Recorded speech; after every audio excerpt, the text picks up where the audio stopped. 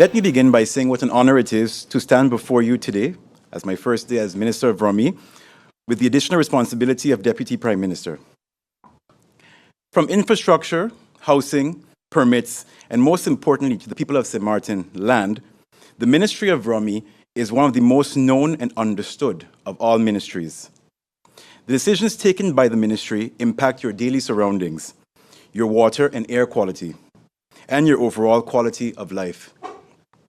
As minister, it is my role to ensure that the actions of my ministry contribute to delivering a decent quality of life for all.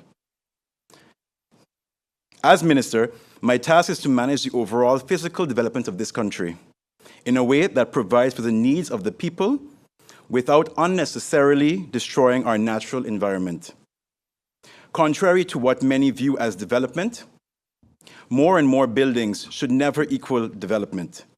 When that type of development leads to poor road and drainage infrastructure, pollutions of our ponds, lagoons, and oceans, and, as we see today, an energy crisis. Because we cannot, on one hand, condemn the hotel emptying their untreated waste into our waterways, but not hold ourselves accountable towards the negative contribution each of us makes on our environment. The partner throwing the empty beer bottle on the side of the road, the empty styrofoam containers carelessly tossed after enjoying a nice piece of barbecue chicken. As a small island developing country, we, St. Martin, are vulnerable. And the impact of doing nothing to address the rampant development and lack of ownership of our collective environment will be our future burden. As such, under my mandate, strong consideration will be given to sustainable development that ensures that this decent quality of life owed and promised to you will be safeguarded. Through that end, I have already identified key areas for intervention, including the road fund, the establishment of the waste authority, and review of existing environmental policies. In addition, I will be making the necessary steps to build capacity to safeguard the sewage project and to salvage parts of the housing project, as well as having discussions around the notaries to deal with the backlog in deeds and transfers that are not related to the DDAM arrest verdict.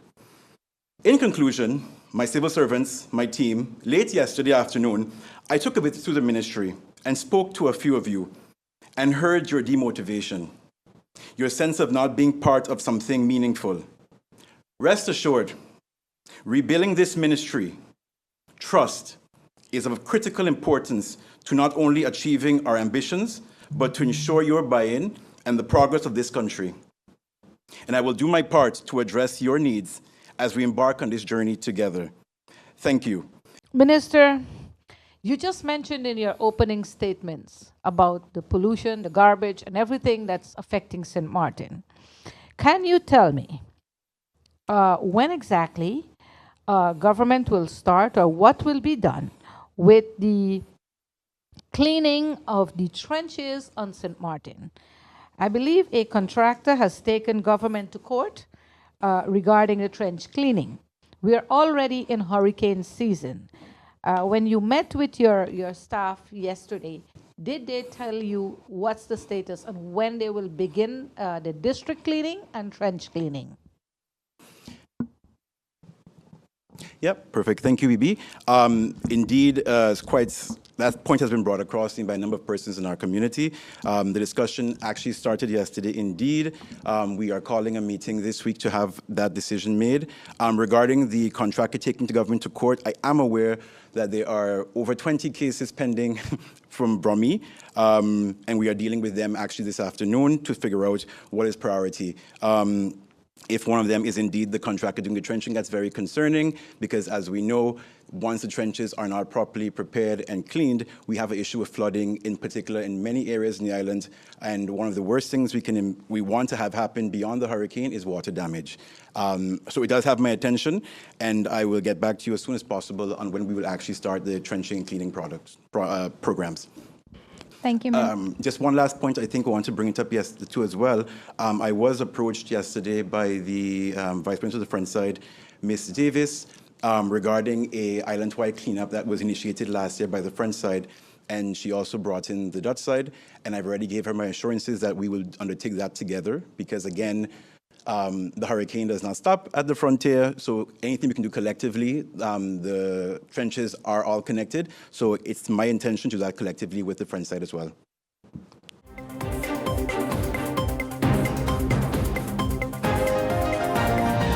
I want to start by addressing the ongoing issue of flight availability to Curacao, which remains a priority. As you're aware, the recent bankruptcy of Jet Air has significantly disrupted travel between Curacao and St. Martin. In response, Winair has been authorized to increase its flight frequency to Curacao by 4 additional flights over the next 2 weeks. However, we recognize that the short-term measure is insufficient. We are actively working on making this increase in flights a permanent arrangement. Winair is ready to maintain the extra flight throughout the entire summer, not just for the initial 14-day period. This effort aligns with the multilateral protocol signed between Curaçao and St. Martin in 2012, which allows for flexible flight frequency between the territories without stipulated limitations. Our goal is to restore normal travel conditions as soon as possible, enabling our residents to commute between the two islands as they did before. St. Martin is currently preparing towards hosting the FCCA conference in October. You had some concerns regarding the FBO building and whether or not this will be finished in a timely manner. Taking into consideration the fact that we are going to have so many visitors, including private jets owners coming to St. Martin, how likely is that building being finalized to at least accommodate all those persons arriving? Thank you for asking me that question, Stephen. And it was more a reality check for me when I had to welcome the reps of FCCA two days ago, when I had to walk them through that line. I'm going to honestly say I felt embarrassed that I had to walk them through that line, how the way it looked, you know. But I can assure you, we asked the CCO and we asked them for the exact date in front of the reps of FCCA, and they promised us by October 8th, the arrival hall will be final. However, the FBO is a little ticklish right in between. It might not be ready. I think they're going to start just around that time with the FBO. So unfortunately not, but what we have done is what I did about two weeks ago. I called a meeting with the airport, the tourist office, Justice, and myself and Harbor to collaborate on the logistics, finding ways to make it seamless for when they arrive. We're looking at between 800 to 900 people. We're looking at some prime ministers from the country, so we have to have our act together by then, and the airport assured me that they will. You had another question? Yes? Yeah, in the prior statement, you made mention that the airport wasn't aware of the fact that Yes. the FCCA Yes. will be hosted or something. How could that have been possible? I don't know, Stephen. That happened when I went to do not a site inspection, but a visit, my introductory visit to the airport, and I sat with them after they did their presentation. My first question to them is, because I know they moved it from late September to early October. And I'm like, I'm hoping that that's the final date, because FCCA is coming. We have a delegation of 900 people coming end of October. And they were like, no, we were not aware of it. That is what prompted me to have the meeting together, because I understand events, I understand planning, I understand logistics can go wrong. And if the airport is not aware of it, then we would have had a complete situation. But now they know the urgency on it. They've assured me that by October 8th, it will be final.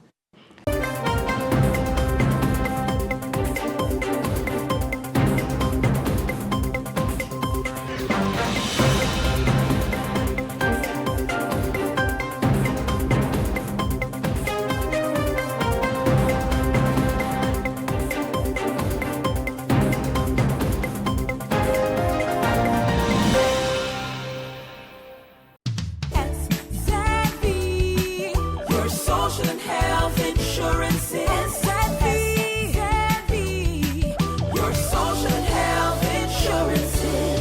Are you SXV insured?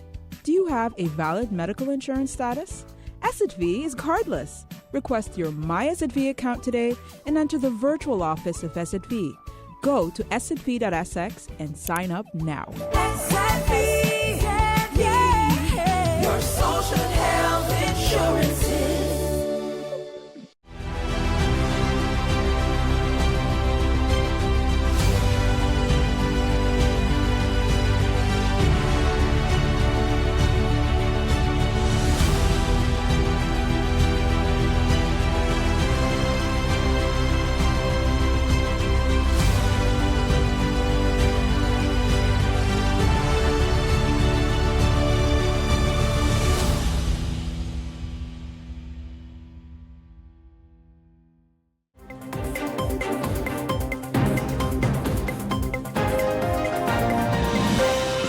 During the previous meeting of Parliament concerning this energy crisis that our country is encountering, a lot of statements has been made and a lot of questions has been posed towards the government. Every member of Parliament also knows that we did not get here overnight. However, we can agree that the current situation that our people in St. Martin are encountering has to be dealt with by the current government. Madam Chair, a lot of questions has been posted that I will give answer on, of course. But before I answer these questions, allow me to present to Parliament an overview of the results of the discussions with GEBE on the decision that was taken how to address the immediate, short and long-term solutions to our current situation. I would like to make use of this opportunity with the agreement of our President of Parliament for me to go through a short presentation overview that everybody knows exactly where we're standing today with the approach towards the energy crisis that we have been encountering for more than 9 months. First of all, we are going to talk about the immediate solutions that can be taken or are going to be taken. That is the way I have to say it. First of all, the decision has been taken for us to rent containers for the immediate term in a way to solve the crisis that we're in. The renting of these containers is going to add 10 megawatt to the grid of St. Martin. We are going to combine this rent of this 10 megawatt of containerized generators. We are going to also add a diesel generator number 8 that will be back soon online, that is going to add an extra 3 megawatt to the system. And the third thing that we have negotiated with large consumers is that the large consumers are going to get off the grid during partial hours of the day, and that effort is going to add another 4 megawatts to the system. First of all, I'm going to give some detailed information about the decision that was taken to add the rent containers to the island. We're going to rent 10 megawatt on containerized generators. The moment that this is paid, that is going to be paid. We are waiting, and I just discussed it we expected the official invoice yesterday night. We received it. We are going to pay that tomorrow, Wednesday, June the 26th. And at that moment, it's going to be 5 weeks after that we have paid the ordering of these 10 megawatt containers. It will take 5 weeks after that for us to have them operational and functional for the Society of St. Martin.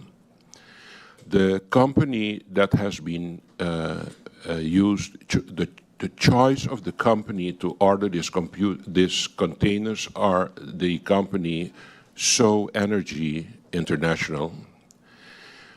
We are going to order 7 to 10 containers, and they all will be 20-foot containers. Why do I say 7 to 10?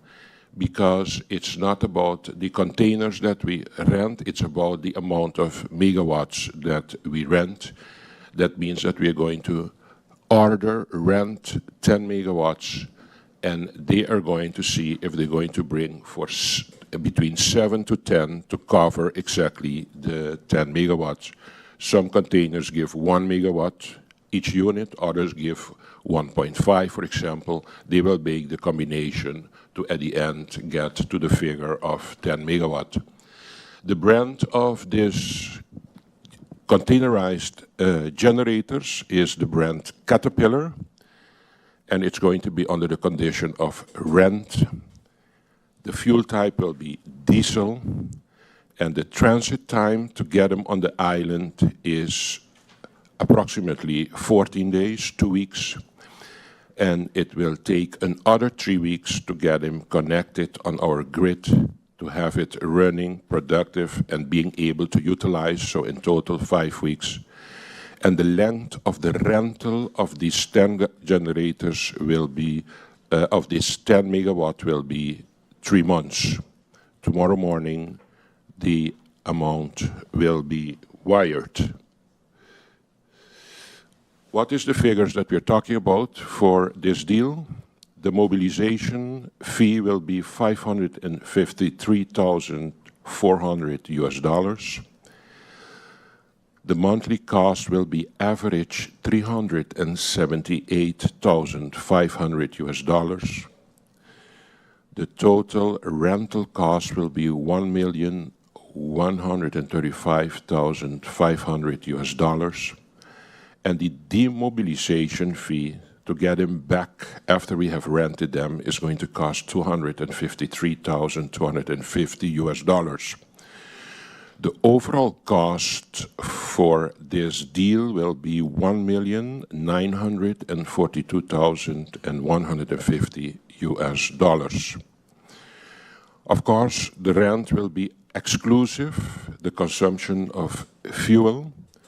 Included in the terms for this rental deal, we will get, with the package deal, personnel to install for the installation of the generator units, and also for the operation of the container generators for the duration of the rental contract period.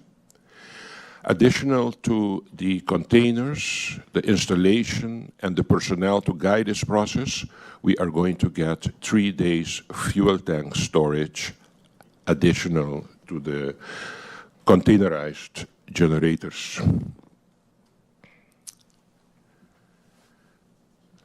The second step in this immediate solution approach is that we have still generator 8 that caught fire due to the primary fire that started in Unit 9. And the way it's progressing, the intervention by the technical department, it is expected to be operational by July 15, 2024. By getting this generator 8 operational again is going to add a other 3 megawatt to the grid. The third intervention action is that we have negotiated with the large consumers of energy on this island for them to disconnect from the grid partially through the day, and we have reached an agreement with the 6 high consumers on the island, being the Maho Sonesta Beach Hotel, the American University of the Caribbean, Oyster Pond Bay Resort, Royal Palm, Flamingo Beach Hotel, Westin Down Beach Hotel and Spa. These are the 6 entities that are high consumers of energy that are going to cooperate with us to partial sections of the time slots on 24 hours to disconnect from the grid.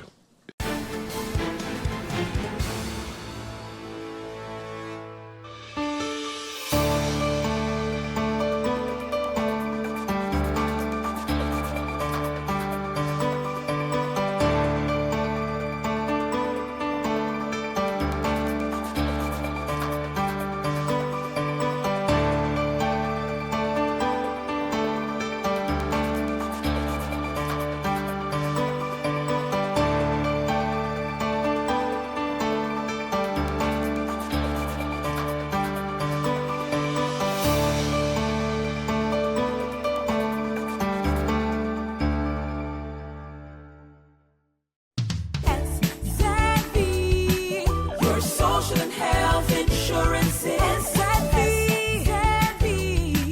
your social and health insurance. Are you SXV insured?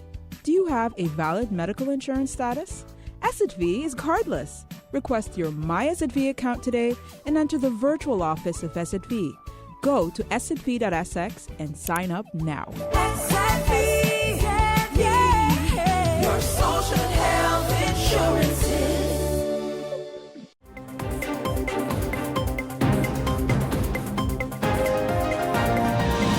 The Arendelle asked what are the long-term goals of GEBE to avoid load shedding. I think that in the presentation that was answered. MP Kotai, study was done in 2014 and 2015 where we had to be 80% in renewable energy in 2025. Why no further studies done into what is the best option for alternative energy for Country St. Martin? At this particular moment, the final report from Energy Nautics will support the unified decision-making process that they are still busy with. This report should be ready by the end of June of this year. They are quite advanced already in the vision through Energy Nautics that is working in a close relationship with the World Bank. The second question of MP Kotai is, has there been at least a comparison between the current containerized generation options and on the table and other proposed? The answer is yes.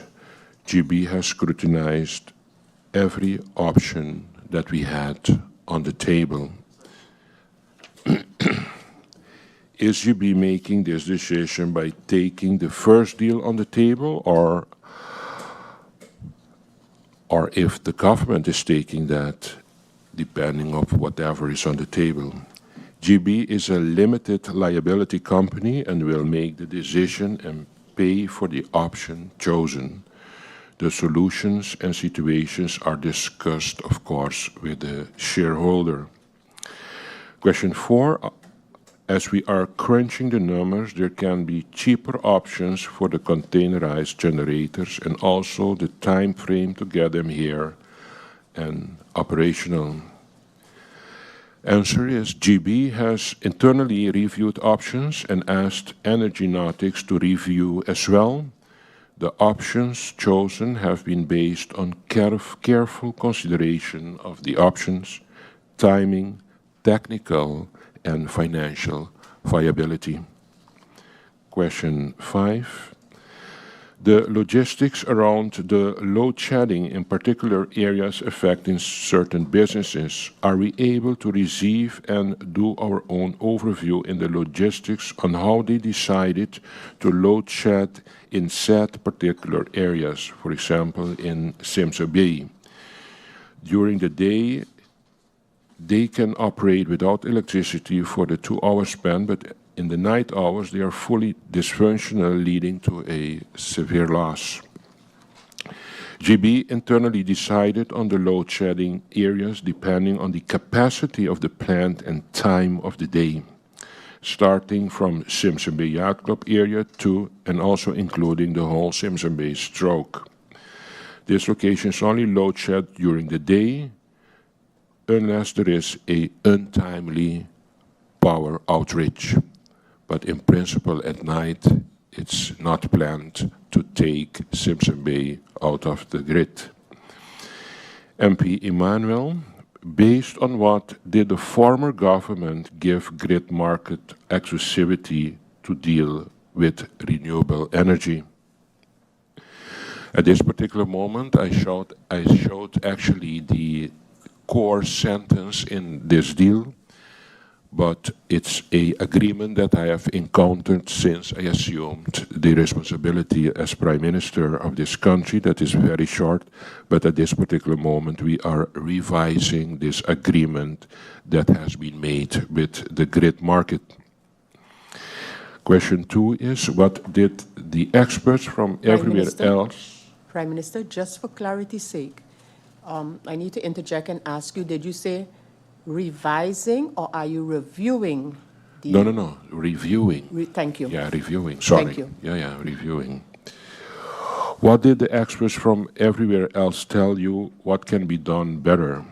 MP does not believe anything that comes from GB in terms of a solution. How long do the people of St. Martin will be experiencing power outages? GB has consulted with Energy Nautics to ensure that the solutions are validated by external experts. The anticipation is that the outages will be solved within 5 to 6 weeks from now. Question 3. How sustainable are the solutions that the government is coming with for this matter, and for how long? Is it a temporary solution? Is it a midterm solution? Or is it a fixed solution without having the dead generators here? The solutions for solving the gap and for the long term are designed to provide stability to the grid. I have presented the immediate, short and long-term solutions with my PowerPoint presentation just now. These short-term solutions are sustainable and only will remain in place until the 3 new units are commissioned. Question 4. Ask the board and the temporary manager who replaces the damaged electrical appliances that is being damaged right now because of load shedding. The solution cannot be by a power surge. What is the plan that GB has to compensate the general public? Customers, the answer is customers can contact a GEB to have claims discussed. In addition, GB's claim forms are accessible online. This remains a concern for government, and of course we will continue to have the necessary discussions and follow up to ensure claims are handled properly by GEBE. Question 5. Can Prime Minister explain exactly what is the breakdown in the mechanical engineering of generators of GB that today we are experiencing the load shedding? The loss of diesel generator 19 related to the crankshaft and the fire in diesel generator 8 and 9 are the cause of the current shortfall in production capacity. And of course, the generators are encountering a challenge with their lifespan. At the peak rate of megawatts output, how much do we produce?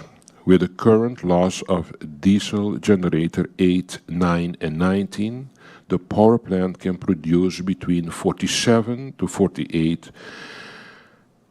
Prior to the loss, the power plant registered a peak demand of 56 megawatt.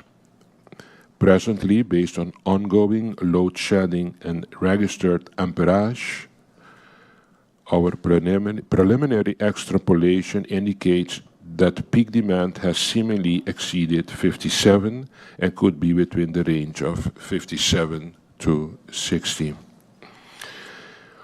Now, with the generators down, what is being produced right now? Break it down in layman terms so the general public can understand why the load shedding is necessary.